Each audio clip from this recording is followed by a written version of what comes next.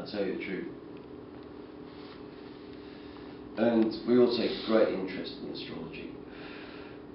And I said it is a terrible time now to start a new venture, pull it and move it to September, which we did. Then the fucking volcano went up. We'd have been 200,000 in debt if we hadn't. It wouldn't have been the first time.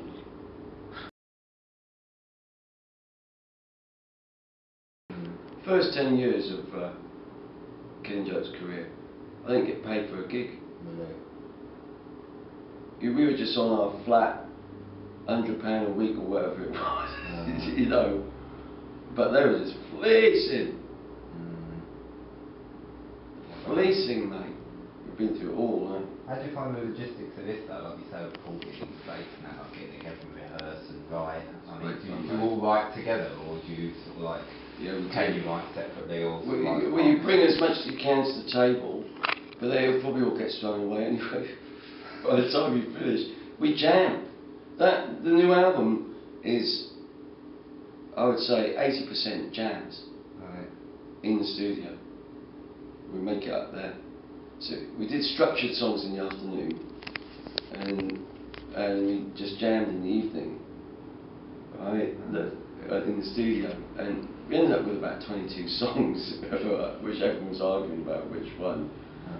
Well, after we decided which ones, you know, we proceeded from there, you know. But and there's 12 tracks on the album. It's a 65-minute long record. What have you done with the rest of the tracks?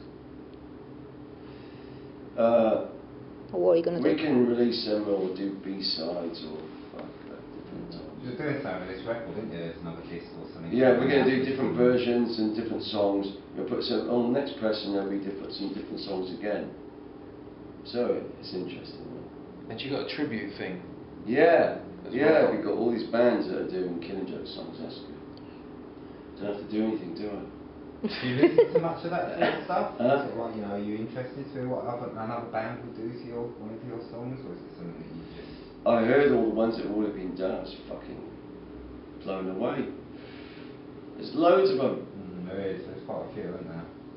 There's more than you think, from all sorts of countries. Very funny. Very funny. Yes, mind blowing, no? I think if you just stick around for long enough and you keep putting out records, your fucking turn comes. Because it does. We've been on slow burn for 31 years, and the albums have got better, and everyone has to admit it.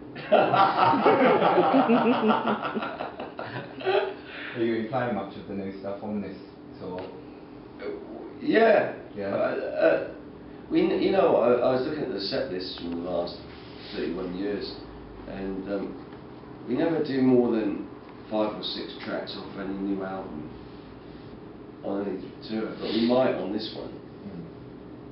I could see us doing at least 8 or 9 tracks off this one, maybe all of them. Who fucking knows?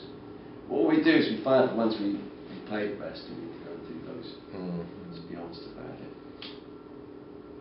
The tour you've done the other year was really good to see how you play them old songs, how you do them now. That was really interesting to see. Well, you'd like to think that after 30 years you get a bit better, wouldn't you? Well, it's a different approach as well, isn't it? You got a slightly different approach now. Oh dear me. You see, youth, when you teach them a new song, when you get them in the rehearsal studio, you try and teach them a set. By the time you taught him the 3 tracks, he's forgotten the first one. Right?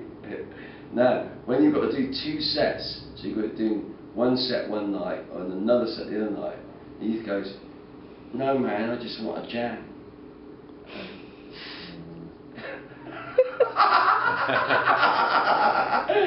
This is what you're up against. Right. Fucking hell. Total fucking chaos, mate. Oh my god. But you learn to go with it. Yeah. That's what we can say, really. So it all sounds a bit different to when you've done the, what was that one, the 2003 album? Yeah, it's different. Pretty much did it on my own with Geordie. Yeah. and you had a lot of trouble with that, didn't you? You had a lot of trouble with the management and all this sort of stuff. I don't think I've been paid a single cheque from that album. Really? It sold 400,000. Yeah, it was a big one, that. 500,000, something like this, 500,000. I haven't had a single cheque, didn't take any advances. What they do, see, is, and I've heard this lots of times, is they go, "Come, I've nicked you all your money, come and sue me." Now that costs 100 grand a year to get a fucking lawyer to sue them. You can't get it on legal aid. And so after 7 years, it's statute of limitations, and they fucked you anyway. Because they know you haven't got the money to come and get them. One nasty part of me would say to that, well, of course there is another way. But I don't succumb to that these days. And I always know that it doesn't really matter, because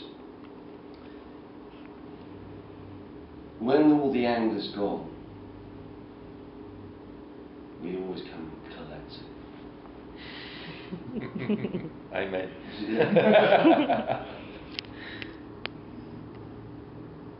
One way or another.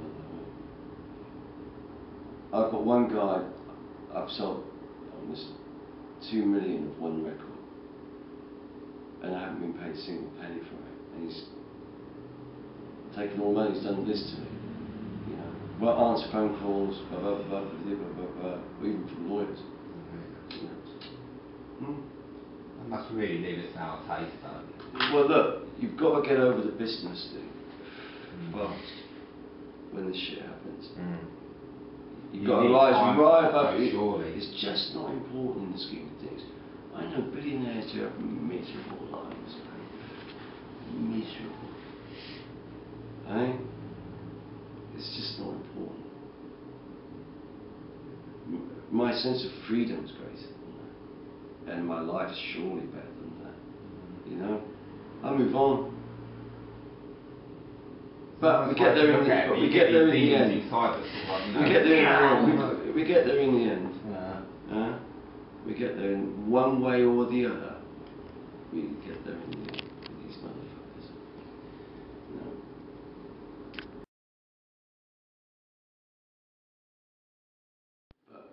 But the head of our label is a high-ranking Freemason, wouldn't it? It stopped it all. And so what we did is we put a talisman, hid it underneath the silk. You can see 4 pin marks underneath.